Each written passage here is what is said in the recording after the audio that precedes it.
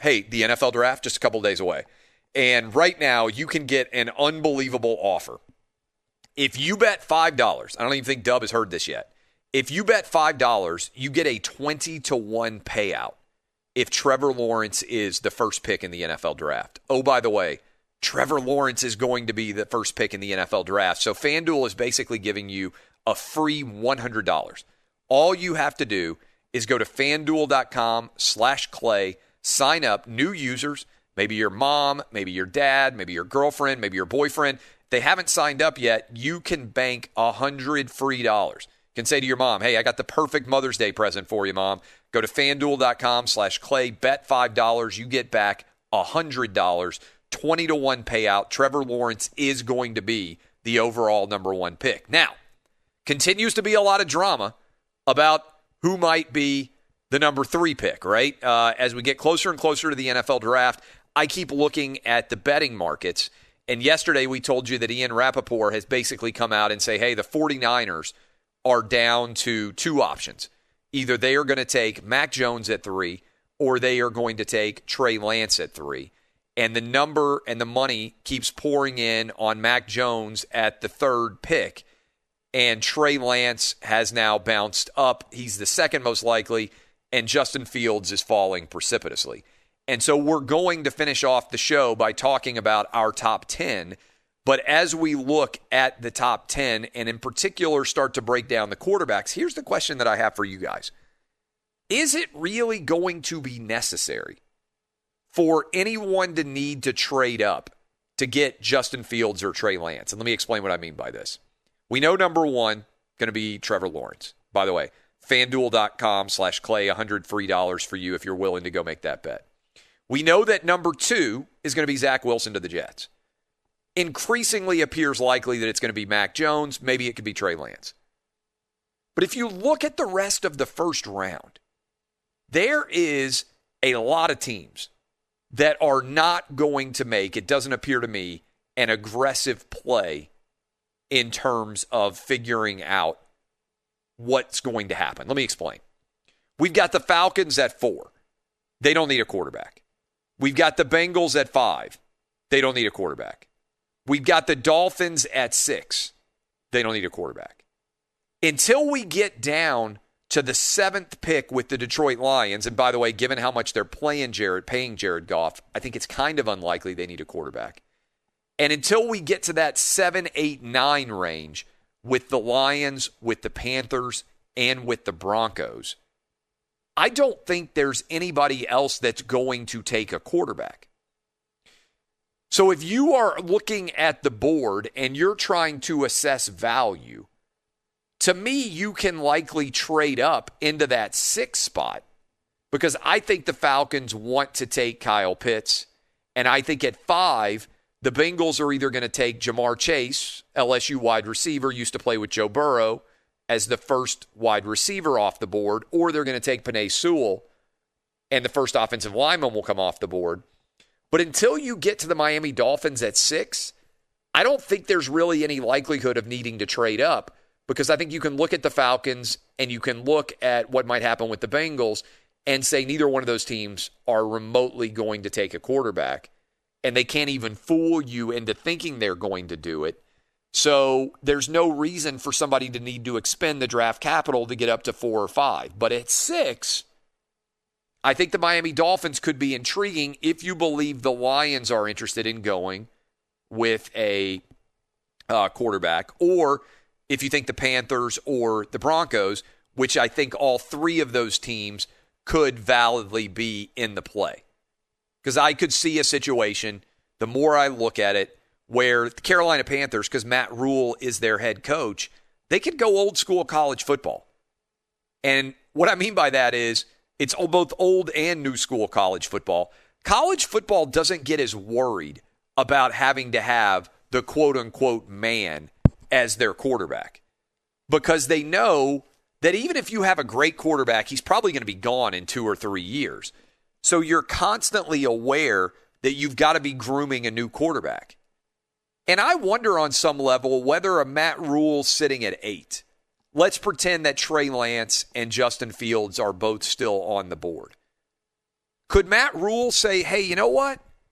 I've got Teddy Bridgewater, former first-round pick. I've now got Sam Darnold, former first-round pick. But I'm not convinced that either of those guys is ever going to be my franchise quarterback. But if I go get Trey Lance or Justin Fields and I have 3 first-rounders in my quarterback room, can I be confident that I'm going to find one of those 3 guys can play at a high level in my system? I think you probably could. It's a little bit like what happens in college where 4- and 5-star quarterbacks get stacked one after the other. Elite recruits and elite programs almost never go a year without signing a 4- or 5-star quarterback. Even if they've got great players on their roster, they still will go sign another one, and sometimes they will even sign another one in the same year. If you're a really elite 5-star, sometimes you can say, hey, I want to be the only quarterback that you are recruiting in this class. But you can't even say that all the time. And so I think college football gets it more right than the NFL does because it's hard to project going from high school to college who's going to be great. And all the data has shown us that it's also very difficult to predict going from college to the NFL who's going to be great as well.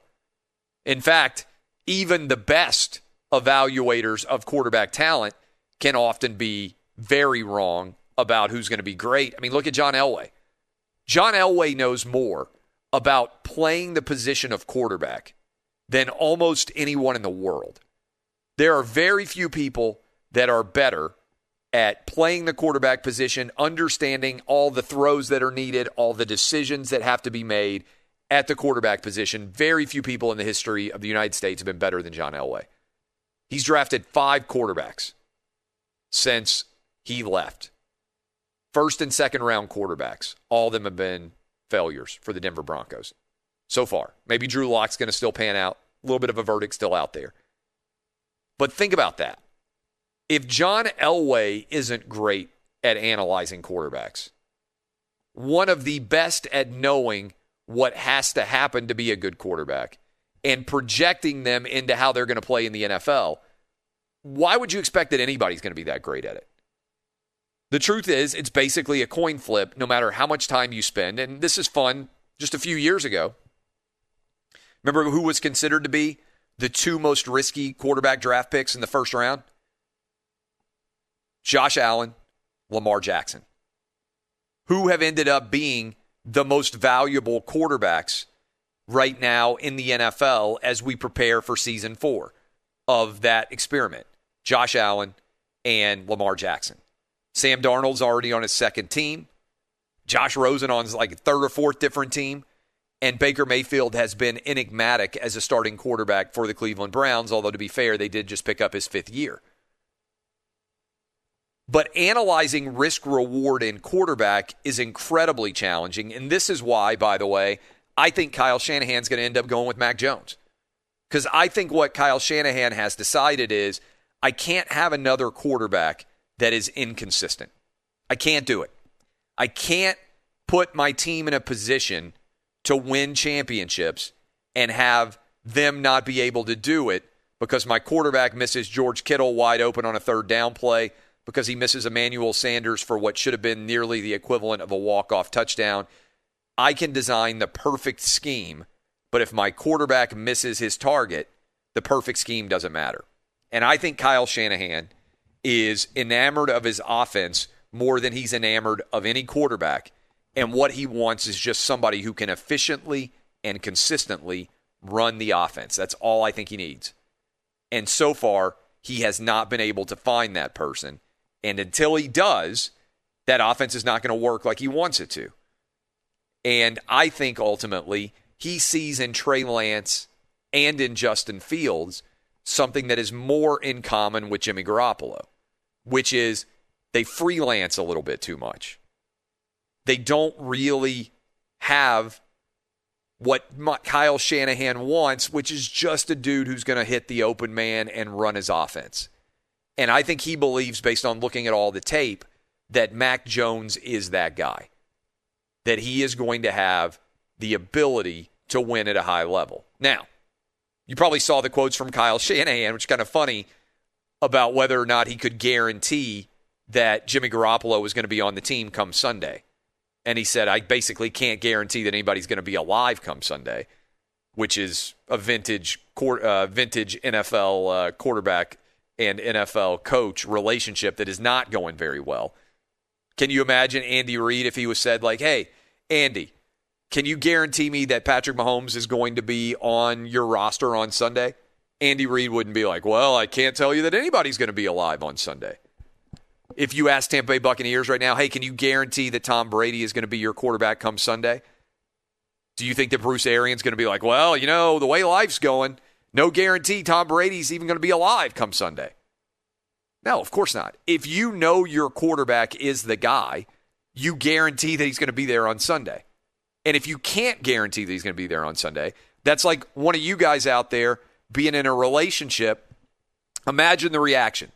If you got asked, if your girlfriend said, your girlfriend was there and somebody walked up and they said, hey, man, it's nice to meet your girlfriend. Can you guarantee that you guys are going to be together on Sunday? And it was Tuesday.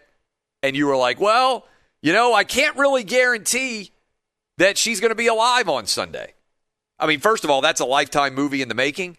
But secondly, she needs to get out of that relationship because if you can't guarantee it, he wants out. Don't even try that with a wife or a husband for that matter. Tuesday, you're hanging out. Somebody's like, hey, how's your husband doing? He's doing okay. Can you guarantee that we can go out to dinner on Sunday? That you guys are going to be hanging out, you'll be together? You know, funny you mentioned that. I can't guarantee that he's going to be alive come Sunday. I don't know about you, but if my wife said that, I'd be like, I'm not drinking anything in this house. I watched Ozark. There could be all sorts of stuff in those drinks. I don't know what's going to happen. Just saying, when you can't guarantee something, it means that he's not your guy anymore. And I know that Kyle Shanahan tried to cover up and come back with a better answer there, but I think he inadvertently spoke the truth, which is doesn't make sense for Jimmy Garoppolo to still be with the San Francisco 49ers, particularly if they're drafting Mac Jones. Because I think Mac Jones can step in and play week one. I don't think that's true for Justin Fields or for Trey Lance. Mac Jones may not have as high of a ceiling, but he's got a higher floor right now. And sometimes having that higher floor is more important in the short term than where your ceiling might be. I think about this a lot when I coach. A lot of people focus on doing excellent. I always like to say, hey, focus on just doing good. There's a ground ball coming to you. Don't let it go between your legs. If you're playing center field, you might not catch that ball that's hitting the air to you. But if the shortstop has the ball roll between his legs, don't let the ball roll between your legs too. Control what you can control. I don't know. This is me kind of talking about Little League coaching. We've had multiple balls. I'm not even kidding about this. In our Little League, 9 and 10-year-olds, we have given up a home run on a ground ball to second base and a ground ball to shortstop. You're thinking to yourself, how does that happen? I try to talk to my kids. It happens because of multiple errors. Shortstop or second base should stop the ball. They may not make a perfect play, but just don't let the ball go into the outfield. If you're in the outfield, just don't let the ball go past you and roll all the way to the fence. In other words, don't compound errors. And I feel like in life, one of the things that often happens when people fail to have success is it's not the initial error that causes the problem. It's turning one error into 2 or 3. And you don't behave in an excellent or perfect fashion by making an error, but you could still be good by being imperfect. In fact, I think one of the quotes that Mark Zuckerberg used all the time when they were building Facebook is, perfect is the enemy of good. And when I think about Mac Jones, I think a lot of people who are unhappy with Mac Jones are pursuing perfection and not recognizing the good. And if Kyle Shanahan is as enamored of his offense as I believe he is, then all you need to do to win at a high level with that defense that the 49ers have is be good.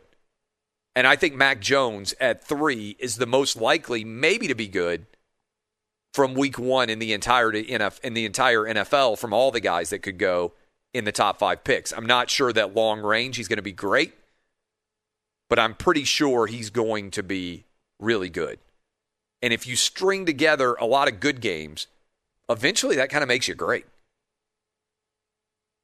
So a lot of times success comes not in the pursuit of perfection, but in the elimination of errors. A little bit of a life lesson for you. I'm thinking about now a lot as I coach kids out there.